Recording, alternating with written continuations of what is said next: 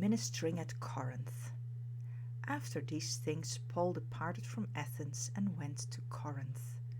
And he found a certain Jew named Aquila, born in Pontus, who had recently come from Italy with his wife Priscilla, because Claudius had commanded all the Jews to depart from Rome, and he came to them.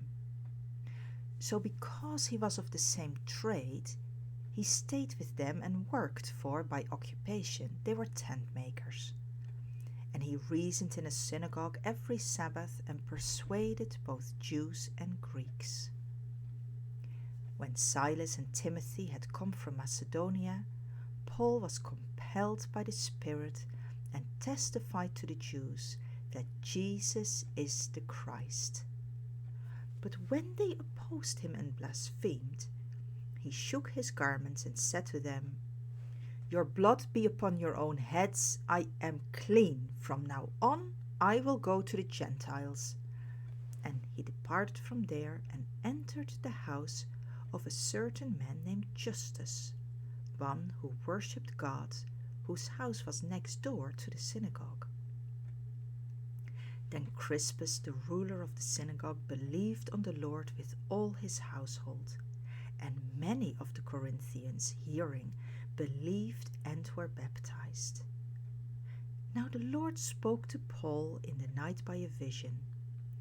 "Do not be afraid, but speak, and do not keep silent, for I am with you, and no one will attack you to hurt you, for I have many people in this city." And he continued there 1 year and 6 months, teaching the word of God among them. When Gallio was proconsul of Achaia, the Jews with one accord rose up against Paul and brought him to the judgment seat, saying, "This fellow persuades men to worship God contrary to the law." And when Paul was about to open his mouth, Gallio said to the Jews, "If it were a matter of wrongdoing or wicked crimes, O Jews, there would be reason why I should bear with you. But if it is a question of words and names and your own law, look to it yourselves, for I do not want to be a judge of such matters." And he drove them from the judgment seat. Then all the Greeks took Sosthenes, the ruler of the synagogue, and beat him before the judgment seat. But Gallio took no notice of these things. So Paul still remained a good while. Then he took leave of the brethren and sailed for Syria, and Priscilla and Aquila were with him. And he had his hair cut off at Cenchreae, for he had taken a vow. And he came to Ephesus and left them there. But he himself entered the synagogue and reasoned with the Jews.